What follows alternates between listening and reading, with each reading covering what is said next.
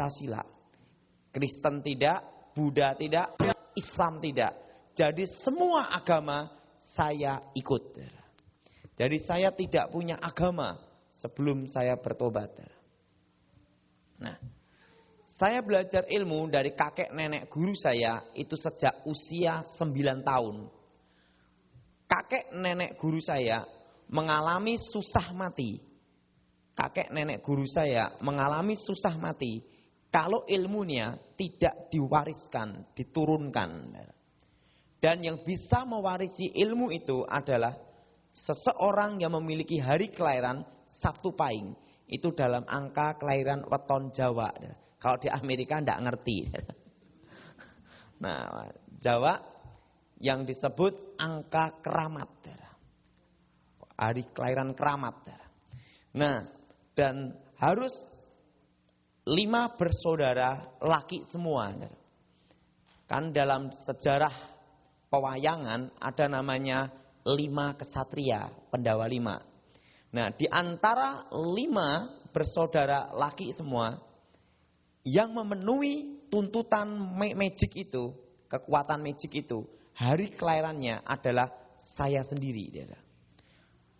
Cucu buyut, jadi cucu buyut.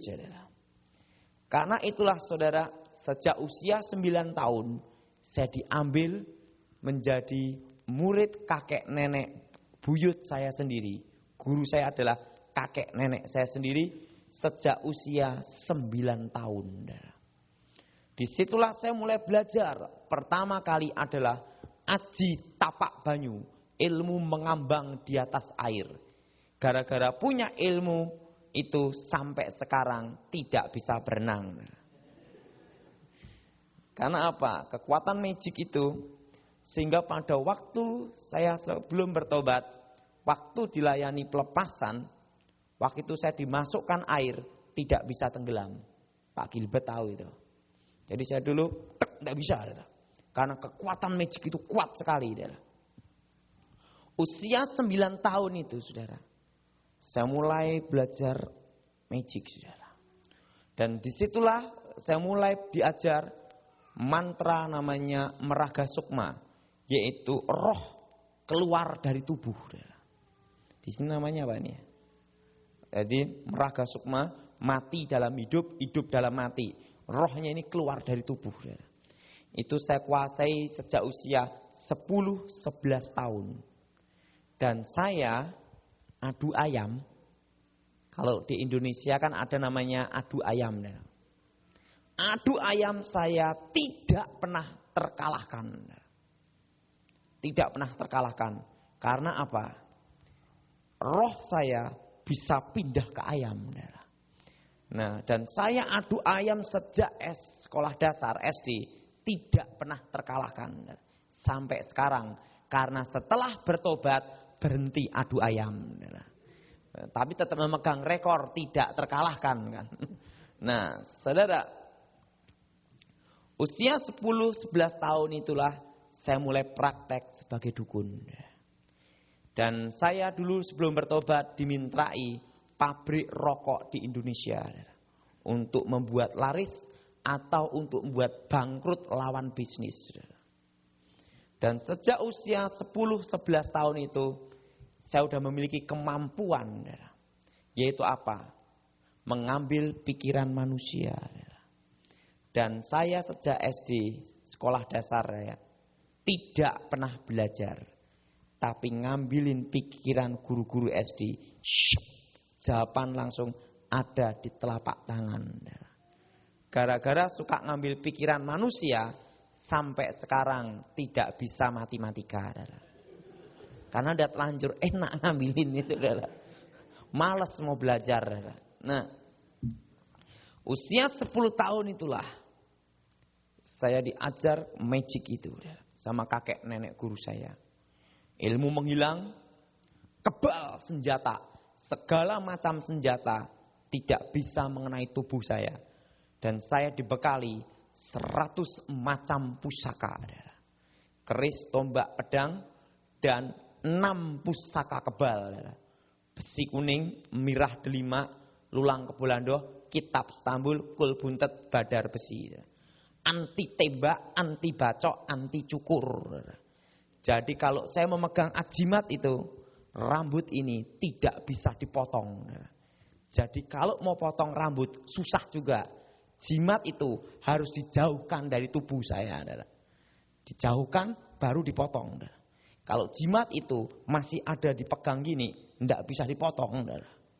Nah, dan untuk supaya saya kebal segala macam senjata, saya disusuk besi kuning. Jadi pusaka besi kuning itu ditanam dalam tubuh saya. Supaya segala senjata apapun tidak bisa kena. Dan saya disusuk juga tembaga. Jadi seluruh tubuh ini disusuk jarum-jarum tembaga. Seluruh tubuh. Nah, sejak usia 11 tahun itulah saya sudah menguasai kekuatan magic hitam dari nenek saya. Setelah itu saya mulai belajar magic putih. Sebenarnya ilmu hitam dan ilmu putih sama. Hanya cara penggunaannya saja yang beda. Tahu maksud saya, saudara? Dan lulus sekolah SD, sekolah dasar, sekolah menengah pertama. Di situ saya diajar kakek guru saya, yaitu ilmu syirep.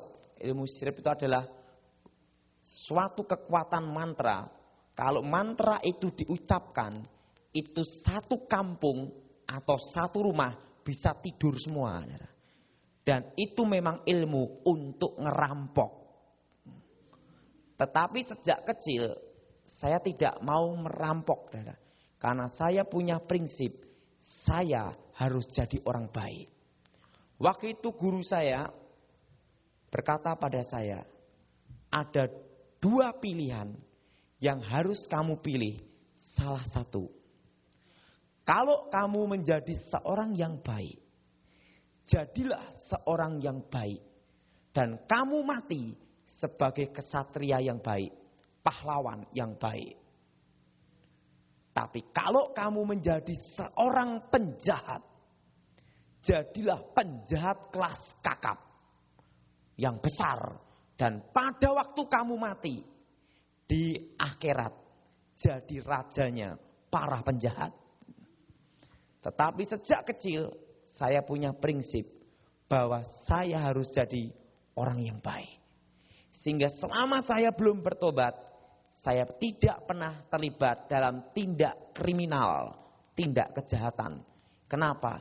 Karena sejak kecil itulah saya ambil keputusan bahwa saya harus menjadi orang yang baik, yaitu jalan pedang. Nah, saudara, waktu kelas 2 SMP, setelah saya mempelajari semua kekuatan magic itu, kakek saya berkata demikian. Ada satu mantra yang harus kamu kuasai lagi. Seluruh kekuatan magic, hitam dan putih sudah kamu kuasai. Dari ilmu menghilang, ilmu kebal, dan ribuan macam ilmu hitam, termasuk ilmu putih, sudah kamu kuasai. Dan pusaka-pusaka sudah kamu miliki. Tapi ada satu kekuatan mantra yang harus kamu kuasai, yaitu apa? Pamengkang jagat. Kalau dalam bahasa Indonesia disebut membelah dunia. Kalau kamu menguasai ilmu ini, tidak ada seorang pun yang bisa mengalahkan kamu, kecuali kekuatan yang berasal dari atas.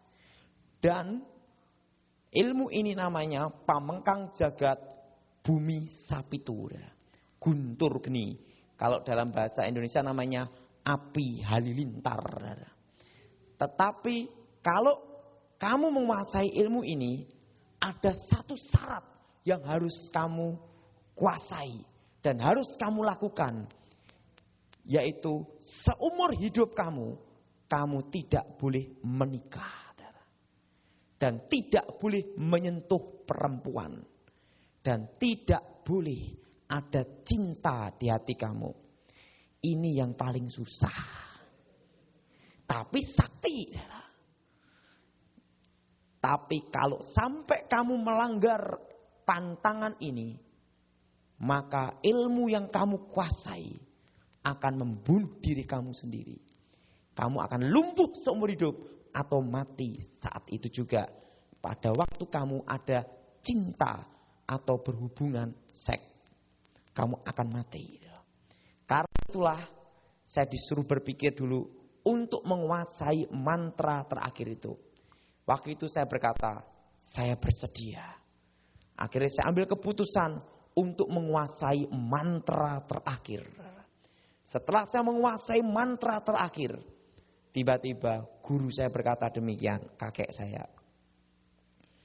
Dengan diwariskan ilmu terakhir ini, berarti sudah waktunya kita berpisah. Kamu tahu kakekmu guru ini seumur hidup tidak boleh pakai kasut. Ini ya. Karena dia harus menyatu dengan bumi, dengan tanah. Karena memiliki ilmu pindah tempat. Tetapi karena waktu itu sakit, dia lupa pakai sandal. Jadi kakek saya seumur hidupnya sampai kematiannya belum pernah terkalahkan di bidang ilmu hitam maupun ilmu putih. Tapi matinya gara-gara sandal. Nah, pada waktu dia pakai kasut itu, dia berkata sama saya, sebelum aku mati, aku tahu apa yang akan terjadi. Nanti pada waktu kamu usia 18 tahun, kamu akan melihat suatu cahaya terang. Dan pada waktu usia 19 tahun, kamu akan ketemu, akan datang seorang raja yang agung, yang adil dari timur. Waktu itu saya tanya sama kakek guru saya, bagaimana saya tahu tentang raja yang adil dari timur itu? Kakek saya berkata, takdir kamu, nasib kamu yang akan menentukan.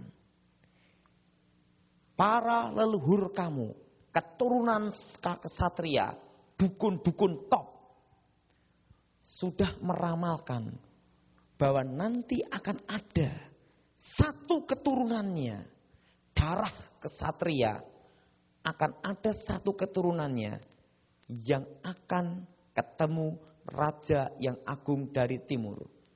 Dan di dalam ramalan itu dikatakan demikian.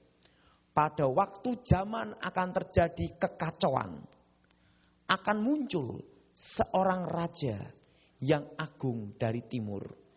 Dan semua orang yang memiliki jiwa kesatria, yang memiliki hati yang baik, akan ketemu raja yang agung dari timur itu. Dan kakek guru saya berkata demikian, kamu adalah keturunan yang sudah ditakdirkan. Nanti pada waktunya tiba, jiwa kamu akan dituntun untuk ketemu cahaya terang itu. Tapi ingat, kalau nanti kamu ketemu cahaya terang itu, kamu harus bersumpah. Kamu harus angkat seluruh keluarga kamu. Dan kedua, angkatlah pula, selain kamu mengangkat ekonomi dan keluarga kamu, kamu harus ada yang kedua. Angkatlah seluruh keluarga ini pula, keturunanku semua, untuk ketemu cahaya terang, jalan terang. Waktu itu saya tanya sama guru saya, dan kakek saya bukan orang Kristen. Seumur hidup tidak pernah menginjakkan kakinya di gereja, tidak pernah. Dan kakek saya terkenal dengan kekuatan magicnya. Setelah itu kakek saya berkata demikian, nanti takdir kamulah yang akan menentukannya. Jiwamu akan tertuntun di situ. Dan sebelum aku mati, saya kasih kamu rezeki untuk beli peti mati saya. Besok keluar nomor buntutnya 50. Dan ingat, untuk beli peti mati. Dan nanti jam 2 lebih, tepatnya 2:30, saya akan mati, meninggalkan kamu untuk selama-lamanya. Dan selama kamu saya tinggalkan, ada satu hal yang harus kamu yakini. Yaitu apa? Kamu harus jadi orang yang baik. Sampai matinya pun kamu tetap sebagai orang yang baik. Nah, setelah itu kakek saya mati, meninggal dunia. Setelah saya meninggal dunia itu, setelah kakek saya meninggal dunia, saya kehilangan arah. Setelah kakek saya meninggal itu saya kehilangan arah. Kenapa? Setelah kakek guru saya meninggal itu, tidak ada yang membimbing saya. Tidak ada yang memberi nasihat. Tidak ada yang memberi pengarahan.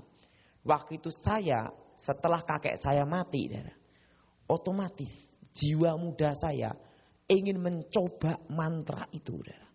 Karena sudah bertahun-tahun saya menguasainya. Akhirnya saya bersumpah, barang siapa yang bisa ngalahkan ilmu saya akan berguru sama dia. Disitulah saya di tanah Jawa mencari melawan tanding. Baru saya tunjukkan ilmu menghilang. Tiba-tiba dukunnya bingung, menghilang di mana anak ini. Malah dukunnya berguru sama saya. Baru saya tunjukkan semua kekuatan api, cahaya apapun mati. Dukunnya jadi murid saya. Berbagai macam dukun, berbagai aliran saya taklukkan. Nah, tetapi hidup saya tidak bisa tenang. Dan mendekati usia 18 tahun. Tiba-tiba saya diajak kakak saya. Kakak saya berkata demikian. Tony, ayo kita ke gereja. Ceweknya sip-sip. Waktu itu saudara saya berkata sama kakak saya. Tidak bisa. Tidak boleh. Loh kenapa? Karena saya harus menjadi perjaka murni. Tidak boleh menyentuh wanita dan tidak boleh mencintai. Sang kakak saya berkata, yang cari bukan kamu tapi saya. Yang saya disuruh untuk nyarikan kakak saya. Saya diajak makan sate. Setelah makan sate, saya diajak jalan-jalan. Waktu saya jalan-jalan, saya tersesat di suatu ruangan. Tidak taunya ruangan itu sudah diatur sama saudara perempuan ayah saya. Tidak taunya dia orang Kristen. Beritahu pendeta-pendeta di situ. Tapi saya kan tidak tahu diajak jalan kemana. Waktu saya jalan, saya masuk ruangan itu. Tiba-tiba dipegang kepala saya. Dalam nama Yesus setan keluar. Saya kaget. Saya tanya sama pendetanya, siapa setannya? Di situ saya diinjilin. Kamu harus bertobat. Saya tanya sama pendeta, apa yang saya tobatin? Saya tidak pernah membunuh orang. Dalam pertarungan ilmu pun, saya hanya menggunakan kekuatan mata untuk mengalahkan musuh-musuh saya. Dan saya tidak pernah berkata kotor. Saya tanya sama pendeta. Pendeta, apakah pendeta seumur hidup pendeta tidak pernah berkata kotor? Tiba-tiba pendeta yang berkata, saya pernah. Saya berkata pada pendeta, saya belum pernah. Berarti pendetalah yang bertobat. Gitu, saudara. Di situ saya tiba-tiba dikatakan, dalam itu setan keluar. Dikasih minyak 1 botol dan air bekas baptisan. Swur, gitu, saudara. Dalam hati saya, ini kumpulan pendeta gila. Saudara. Disitulah saya diinjilin. Saya tidak bisa. Karena apa? Banyak orang Kristen di kampung saya yang jadi sandungan. Dan terus terang, banyak orang Kristen minta nomor buntut sama saya. Jadi susah saya bertobat. Orang Kristen aja kacau, apalagi saya. Dan waktu itu saya berpikir, saya lebih baik daripada orang yang beragama. Nah, akhirnya saya pulang. Setelah saya pulang, berapa hari kemudian, saya diajak kakak saya. Tony, ayo kita ke gereja lagi. Ada KKR-nya, Pendeta Gilbert Lumaidong. Ceweknya sip-sip. Saya ngomong, tidak mau. Kenapa? Bayangin, saya dikasih minyak dan air 1 ember. Sama pendeta-pendeta gila gitu. Kakak saya berkata, kamu kan sudah makan sate kambingku. Kamu harus ikut. Gara-gara sate inilah saya ikut KKR-nya Pendeta Gilbert Lumaidong. Waktu itu saya duduk di paling belakang. Tiba-tiba Pendeta Gilbert berkhotbah. Orang Kristen tidak bisa disantet. Kalau di sini namanya voodoo. Tidak bisa diguna-gunai, tidak bisa dimantrai. Dari belakang saya berkata, ini pendeta gemuk nantang saya. Akhirnya saya baca mantra setan kober. Kobaran api setan. Supaya apa? Pendeta gemuk yang berkhotbah itu tidur di mimbar, muntah darah, jemaatnya bubar. Saya baca mantra setan kober. Waktu saya baca mantra setan kober, tiba-tiba Pendeta Gilbert berkata, haleluya, Tuhan memberkati. Gitu, tiba-tiba mantra itu kembali ke saya. Itu terjadi 2 kali. Akhirnya saya penasaran. Tiba-tiba Pendeta Gilbert berkata, siapa dukun-dukun yang memiliki magic-magic, yang punya jimat-jimat, maju ke depan Artakol. Waktu itu saya sampai sekarang pun saya tidak tahu bahasa Inggris. Jadi saya itu ada di Amerika, di imigrasi, hanya modal 1, yes sama no. Dan yang ketiga, one way. Keempat, give way. Terusan gini, forgive gitu. Hanya berapa kata aja. Makanya dulu saya sempat ditahan 6 jam di imigrasi. Tapi waktu ditanya, what is this? Yes. What is your name? No. Imigrasi gini. 6 jam. Waktu itu akhirnya ditolong Pak Cendi. Tiba-tiba dia ngomong gini. Tapi sekarang udah agak mendingan lah, tahu sedikit-sedikit. Terusan, last name, I'm evangelist. Last name, evangelist. Imigrasinya gini. Saya enggak tahu apa itu last name. Last name, oh, minister. Last name. Aduh.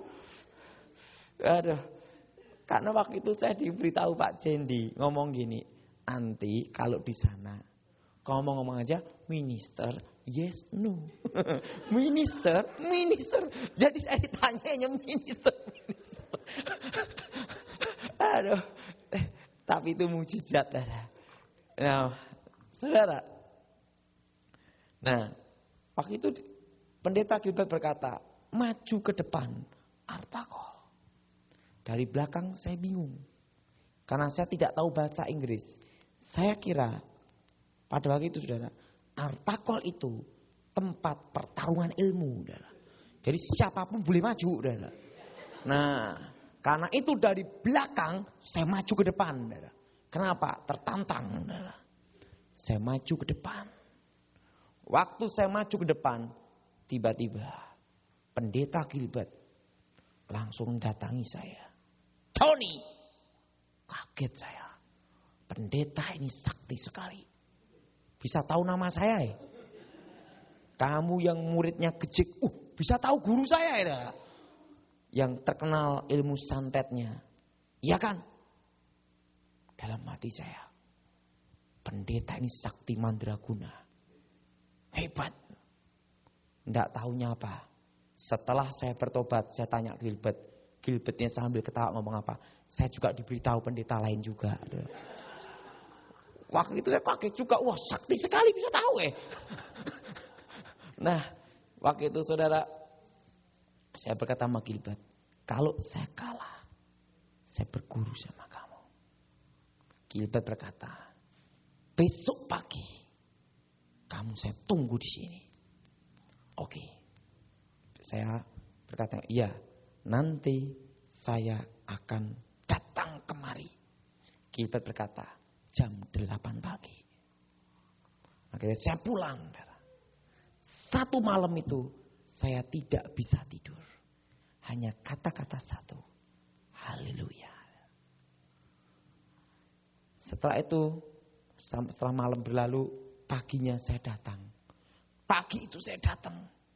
Tiba-tiba pendeta-pendeta mengelilingi saya. Siki raba. Saya bingung apa yang diraba. Setelah saya bertobat, saya baru tahu itu namanya bahasa roh. Saya bingung ini, apa saya ini ada di kumpulan orang-orang bego gitu. Saya lihat gitu. Nah, tiba-tiba Gilbert berkata, haleluya. Maka itu Gilbert berkata, kamu sudah siap. Saya siap dari tadi. Oke. Gilbert bilang, mari. Langsung buat kayak lingkaran. Berapa pastor, berapa pendeta. Berapa pendeta buat lingkaran. Dan saya ada di tengah.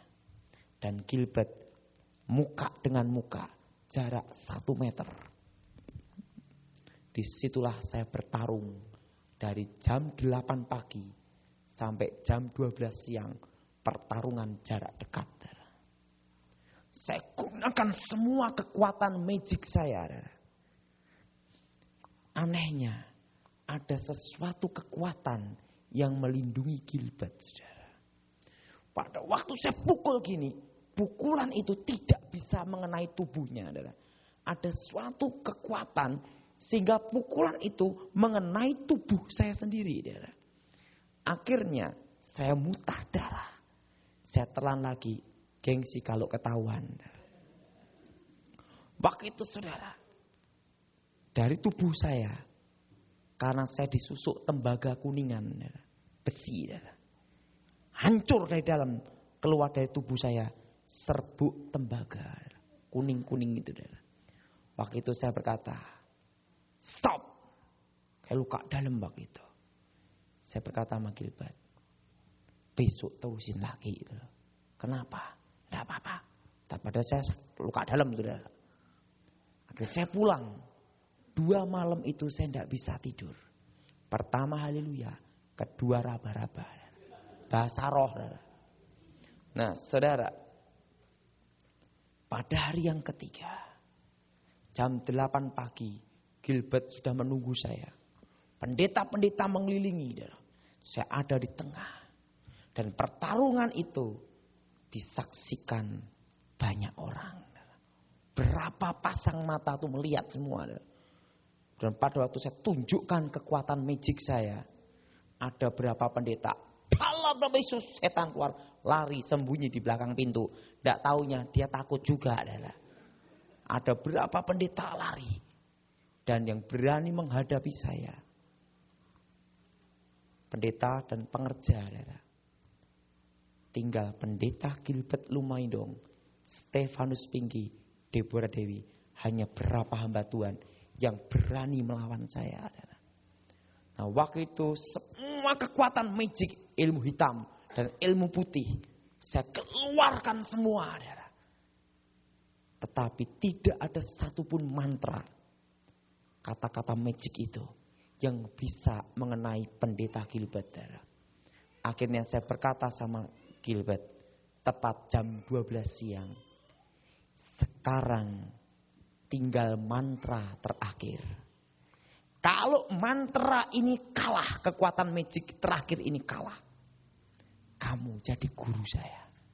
Tapi kalau saya menang, kalian semua mati. Karena dalam sejarah ilmu terakhir itu, belum pernah ada seorang pun yang sanggup menandingi. Dan ilmu terakhir itu membuat kakek saya tidak terkalahkan. Waktu itu saya berkata, kalau saya kalah, saya berguru sama situ. Pendeta Gilbert berkata, Saya siap. Akhirnya saya mundur berapa langkah dulu. Saya baca mantra, saudara. Waktu saya baca mantra Pamengkang Jagat, tutup bumi Sapitu dan guntur geni, ya. Api halilintar. Ya. Waktu saya baca mantra itu, ya. Dan apa yang terjadi? Waktu mantra itu diucapkan, ini kesaksian banyak orang, ya, yang mendengar dan melihat. Ya. Itu jarak radius 50 meter dari ruangan itu terdengar bunyi, ya. Desingan kayak angin itu, ya. Karena kekuatan mantra itu, ya. Mantra terakhir itu, saudara. Itu kesaksiannya Gilbert dan kesaksian banyak orang itu mendengar kekuatan mantra itu seperti kayak itu, desingan gitu, saudara. Saya baca mantra itu, saudara. Terakhir itu, saudara. Saya baca mantra puncak ilmu hitam, saudara. Dan ilmu putih, saudara. Tiba-tiba saya siap untuk memukul ke Gilbert, saudara. Ke pendeta Gilbert. Saya buka mata untuk menyiapkan pukulan, saudara. Dan kekuatan mantra itu, kekuatannya 50 kilometer. Itu batu bisa hancur. Dan orang yang kena itu akan mati muntah darah dalam hancur. Dan sejarah ilmu itu belum pernah tertandingi. Waktu itu saya ngomong, siap. Gilbert ngomong, siap. Waktu saya baca mantra terakhir, tinggal memukul gini. Tiba-tiba dari tubuhnya pendeta Gilbert keluar cahaya terang. Dan pendeta-pendeta semua keluar cahaya terang. Termasuk pendeta lari keluar cahaya terang juga, saudara. Pada waktu kelihatan cahaya terang itu, kelihatan seperti sinar warnanya putih keperak-perakan, cahaya pelangi, saudara. Itu silau, saudara. Tetapi kekuatan mantra itu sudah ada di tangan saya, saudara. Pada waktu itu saya berhenti sejenak, saudara. Teringat pesan guru saya, ramalan kakek saya. Takdir kamulah yang akan menentukan pada waktu usia 18 tahun. Dan waktu hari itu tepat usia saya 18 tahun. Saya mundur berapa langkah. Akhirnya saya ambil keputusan. Kalau saya mati tidak malu. Kenapa? Udah nantang kalahan malu, saudara. Lebih baik tak coba aja, saudara. Saya pukul, saudara. Mengenai Gilbert jarak segini, saudara. Waktu mau mengenai dadanya Gilbert, ada suatu cahaya terang benderang membuat saya terpental ke belakang, saudara. Saya terpental belakang. Itu kan ada yang ngukur, saudara. Sampai diukur, saudara. Kira-kira sampai 10-12 meter. Saya terpental, bus gitu ya. Dan saya hilang ingatan, gila 1 tahun. Gini. Saya didoain pendeta-pendeta. Bukannya tambah sembuh, tapi tambah gila. Akhirnya pendeta Gilbert berkata, serahin ke orang tuanya saja. Dan tepat 1 tahun usia 19 tahun.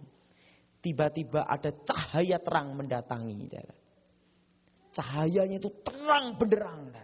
Dan terdengar, akulah Alfa, akulah Omega, yang awal dan yang akhir. Akulah Raja yang agung, yang adil dari timur. Perhatiin, Yesus lahir di Timur Tengah. Dan waktu itu kakek saya sebelum mati, dia menunjukkan arah timur. Dan waktu itu saudara, dan orang Majus melihat bintangnya pun juga di timur. Dan tiba-tiba cahaya terang itu berubah menjadi Yesus Kristus. Wajahnya terang benderang melebihi cahaya matahari. Saya tidak bisa melihat wajahnya, saking terangnya gitu. Saya hanya bisa lihat jubahnya berkilauan. Dan dia bertanya, maukah kau percaya padaku? Waktu saya ada sesuatu kekuatan yang sangat menyengkram diri saya. Supaya saya berkata, aku percaya. Tiba-tiba ada sesuatu kekuatan dari dalam sini. Yang membuat saya tiba-tiba langsung berkata, aku percaya. Begitu saya ngomong aku percaya. indera keenam saya musnah, saudara. Dan kekuatan supranatural saya lenyap saat itu juga, saudara. Dan tiba-tiba dia berkata, engkau akan menjadi seorang penginjil api. Dan nanti engkau akan menjadi seorang pengarang buku dan seorang pengarang lagu. Dan nanti pada waktunya tiba, ingatlah itu. Maukah engkau jadi hambaku? Aku tiba-tiba saya diam. Tapi ada sesuatu kekuatan yang membuat saya berkata, gini aja, saudara. Ya gitu aja. Tapi bingung. Saat itu juga saya langsung cahaya itu menghilang, saudara. Dan saya sembuh sampai sekarang. Dan kejadian itu tahun 93. Setelah saya sembuh dari hilang ingatan, Pendeta Gilbert berkata sama saya dikasih nama baptis Daud. Setelah itu Pendeta Gilbert ngomong, kamu harus sekolah Alkitab. Kamu tidak boleh kesaksian dulu sampai aku tahu apakah kamu betul-betul bertobat. Jangan-jangan nanti kumat lagi. Akhirnya saya dikirim sekolah Alkitab. 3 tahun saya sekolah Alkitab. Lulus ranking 4. Karena muridnya tinggal 4 juga. Nah setelah itu saudara, saya lulus sekolah Alkitab. Dan saya tidak melayani, saudara. Seperti khotbah, enggak. Saya ngedarin kantong kolektor. Saya kesaksian Pak Nehemia sampai jemaatnya, waktu itu tempatnya pendeta, tempat saya layani waktu itu, saudara, jemaatnya tinggal saya sendiri, saudara. Tapi saya tetap setia, saudara. Dan apa yang membuat saya dipanggil Tuhan untuk melayani, dan bagaimana awal saya membuat lagu, saudara. Mari kita buka Alkitab kita dalam Injil Yohanes. Injil Yohanes pasal ke-14.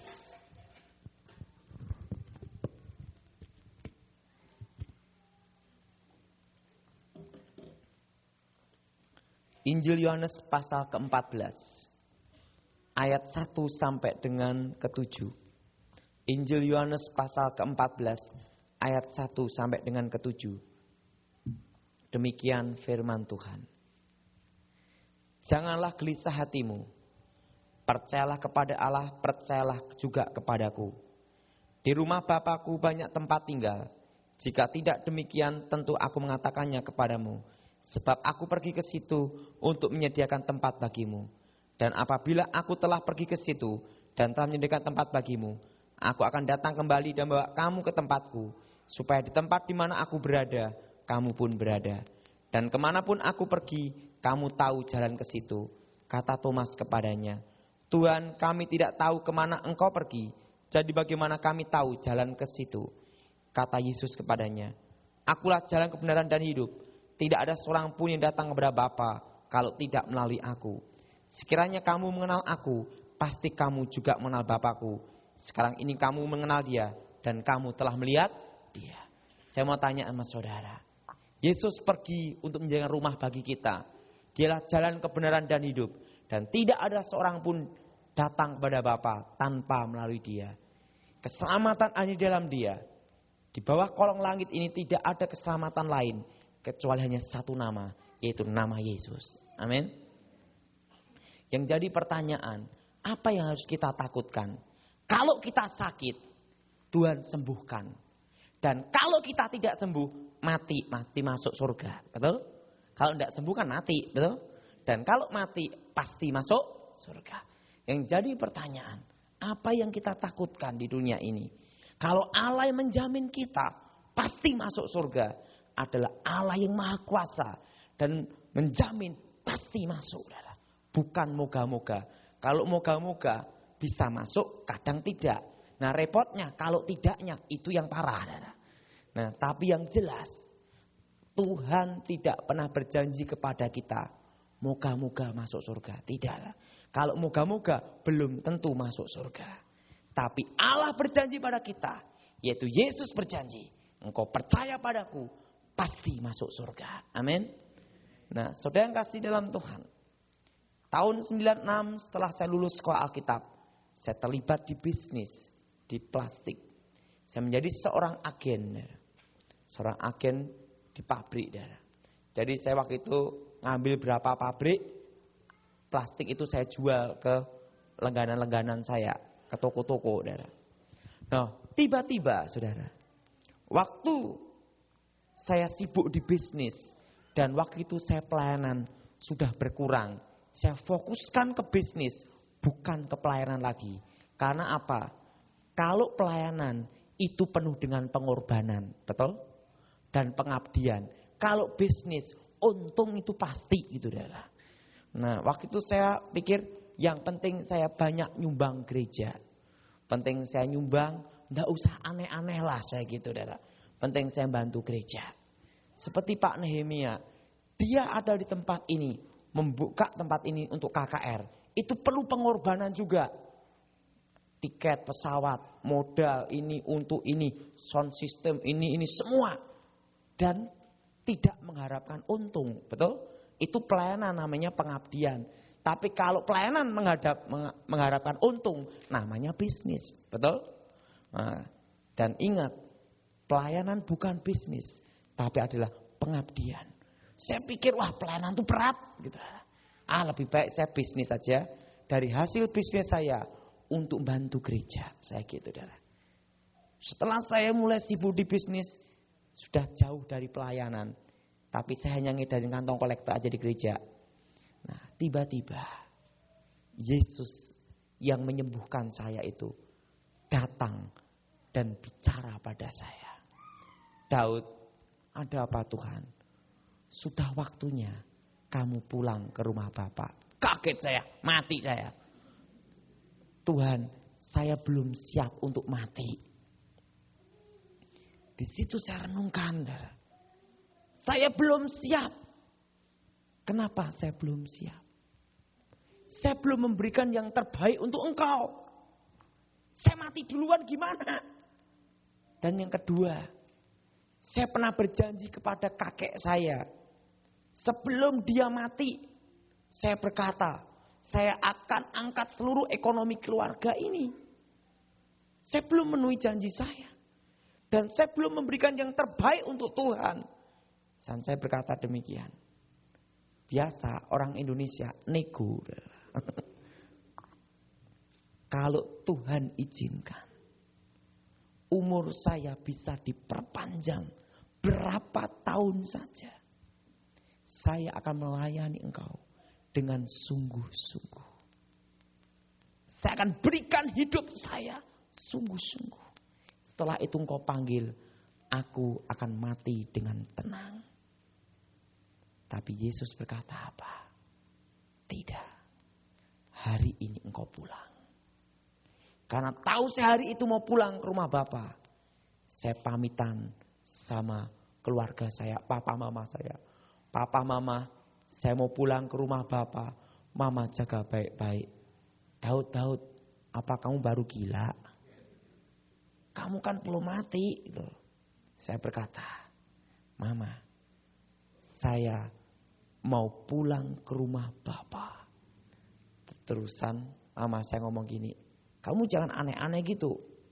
Ya terserahlah. Waktu itu saya naik sepeda motor sama kawan saya. Pada waktu saya naik sepeda motor, tiba-tiba apa yang terjadi? Pada waktu saya naik sepeda motor yang saya naikin itu nabrak truk.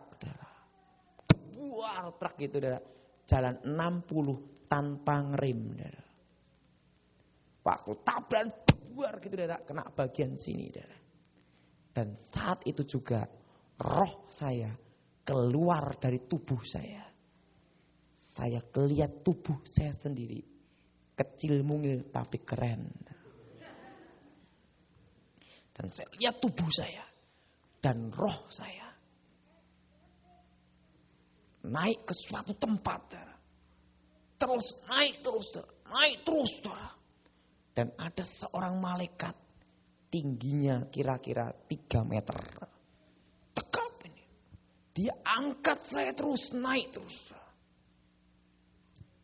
Dan tiba-tiba saya melihat sebuah tangga yang terbuat dari emas murni. Dan setiap tangga itu ada malaikatnya. Dan saya mendengar ada suara penyembahan pujian seperti derau air bah. Saya mendengar. Makanya lagu pertama saya waktu direkam adalah ku nyanyi haleluya. Ku nyanyi haleluya di depan tata sucimu. Itu lagu saya. Itu waktu saya di surga itu. Saya mendengar lagu itu. Dan saya lihat lagu penyembahan kepada Tuhan. Itu seperti derau air bah. Dan malaikat itu berkata sama saya, lagu-lagu pujian penyembahan sebelum dinyanyikan di bumi, sudah dinyanyikan di surga. Amin. Dan waktu itu malaikat itu berkata, mari saat ini, sebelum kau menghadap yang maha kuasa, kamu harus masuk ke suatu ruangan, yaitu ruang maha kudus. Karena kamu dilayakkan masuk ke tempat itu. Dan malaikat itu berbicara dalam suatu bahasa, bukan bahasa manusia. Dan roh saya juga mengucapkan suatu bahasa yang bukan bahasa manusia.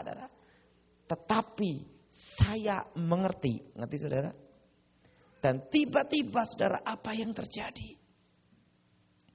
Saya dimasukkan suatu tempat jalan. Di situ ada suatu lantai yang terbuat dari emas. Dan di situ ada suatu tirai yang terkoyak yang robek dari atas ke bawah. Dan tirai itu terkoyak gini. Dan tiba-tiba saya melihat tabut perjanjian. Dan pada waktu saya melihat tabut perjanjian itu, ada cahaya terang benderang.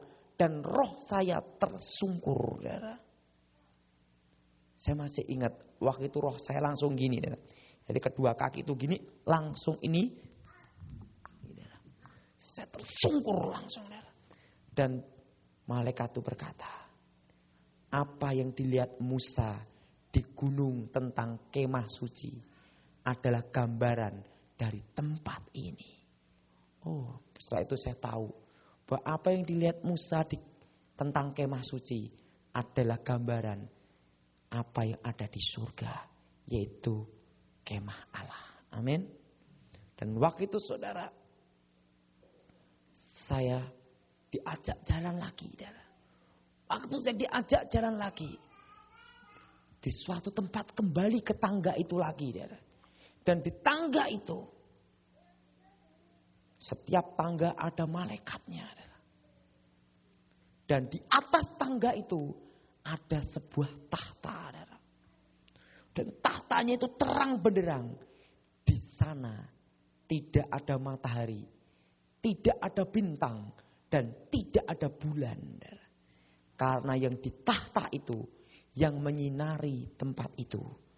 Dan di sana tidak ada panasnya matahari. Kalau matahari kan panas. Di sana semua adalah damai. Amin. Dan waktu itu yang ada di tahta berkata pada saya, sebenarnya engkau sudah waktunya ada di tempat ini.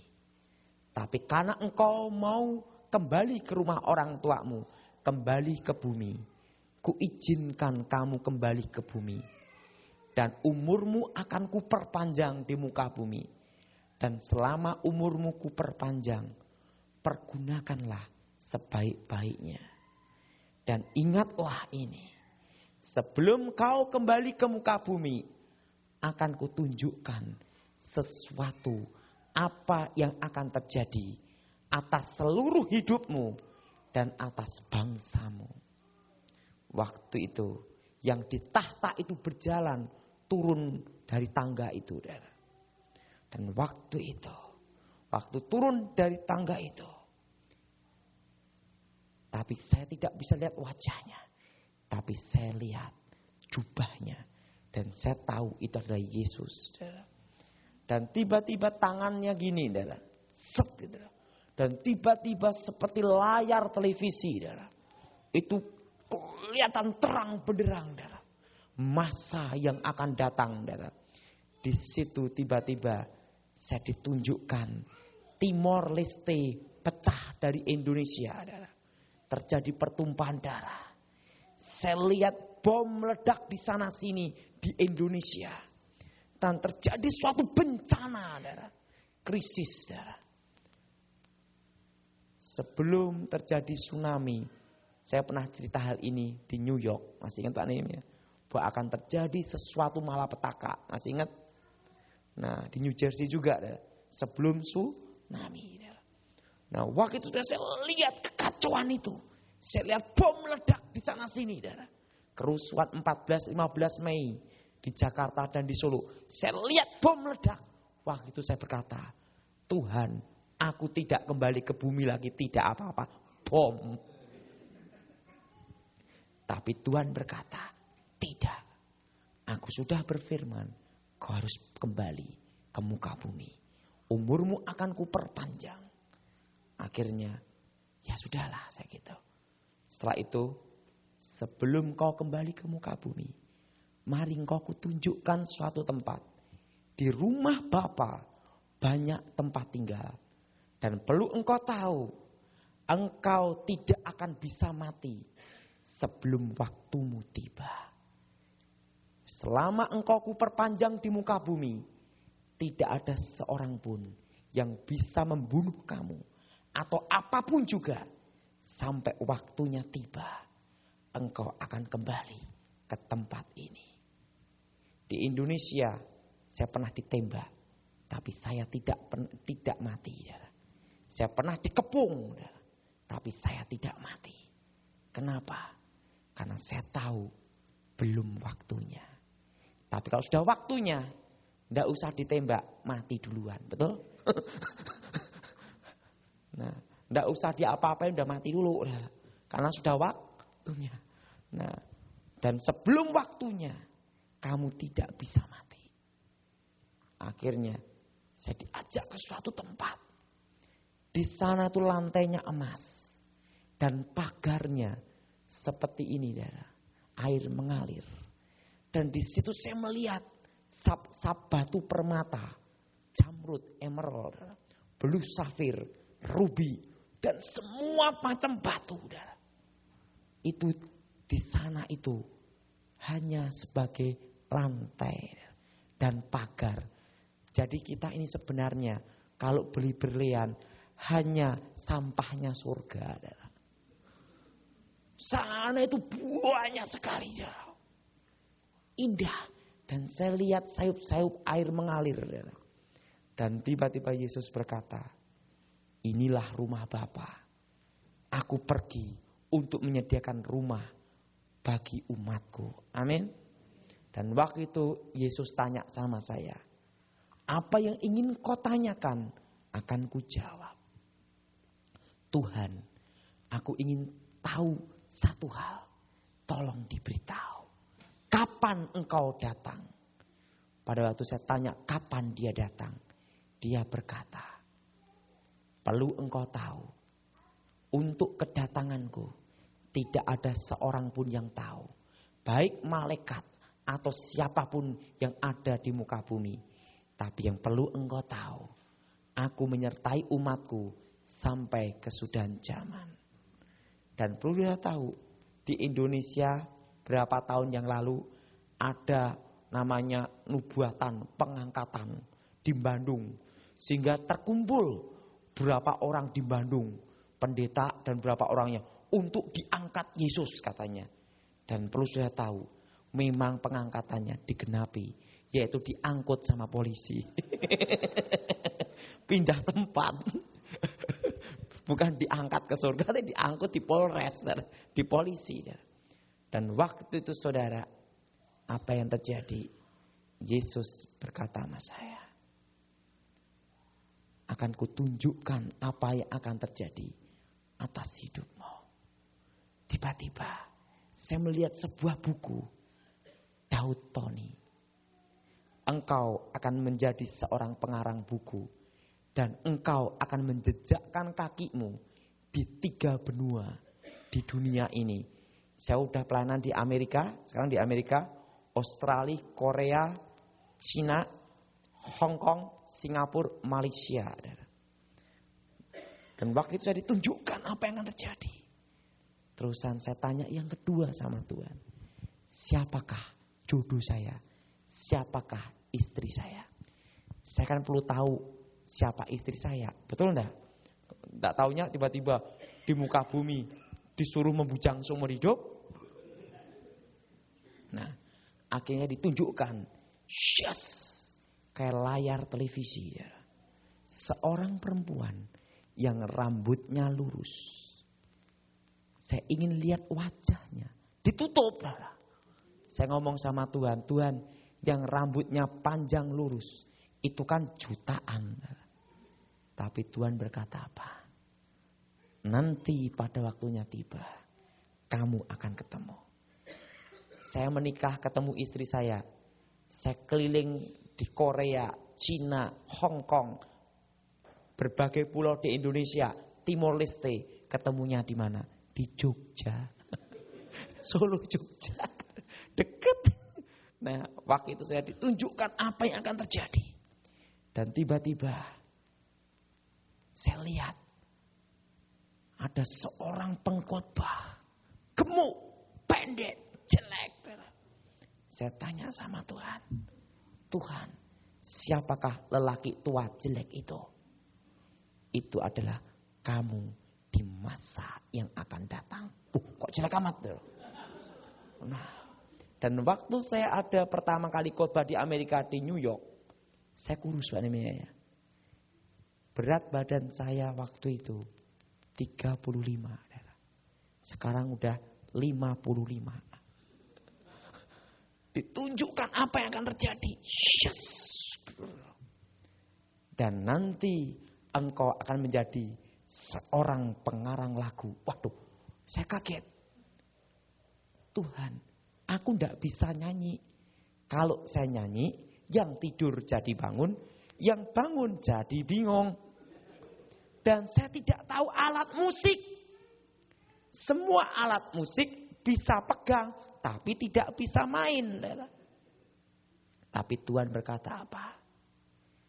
Nanti aku utus malaikatku di surga untuk menemani kamu di muka bumi. Untuk dari surga transfer ke muka bumi. Lagu-lagu itu yang engkau dengar tadi, ku berikan sama kamu. Dan engkau akan mendengar nyanyian di telinga kamu. Nyanyian surga sampai kamu pulang ke rumah Bapa kembali. Tapi ada satu syaratnya yang harus kamu penuhi. Yaitu kamu tidak boleh menjual lagu itu. Jadi yang untung produsernya. Jadi saya ngasih lagu-lagu itu enggak jual, Dara. Yang nyanyi terserah, Dara. Dan lagu saya di Indonesia terkenal, Dara. Ku nyanyi haleluya. Kedua, ku tak ingin jauh. Dia pernah dengar lagu? Ku tak ingin jauh darimu Tuhan. Bawaku ke tempat kediamanmu. Pernah dengar, Dara? Dan lagu yang ketiga, permata hatiku. Yang keempat, awan kemuliaanmu. Biar awan kemuliaanmu. Itu lagu saya. Ya. Kelima, kemah api. Ya. Kemah suci. Ya. Di situ Tuhan berkata sama saya. Nanti pada waktunya tiba. Engkau akan tahu. Dan saya tanya sama Tuhan. Apa yang harus saya lakukan di muka bumi? Ingatlah. Pergunakanlah masa hidupmu di muka bumi. Dan ingat, tidak ada seorang pun yang bisa membuat engkau mati sebelum waktunya tiba. Amin. Dan ingat, nanti pada waktunya tiba, engkau akan tahu itu. Tiba-tiba saya diperlihatkan apa yang akan terjadi dalam hidup saya. Ada seorang anak kecil perempuan jalan. Saya tanya sama Tuhan, itu siapa anak kecil perempuan itu yang wajahnya mirip saya? itulah anak kamu di masa yang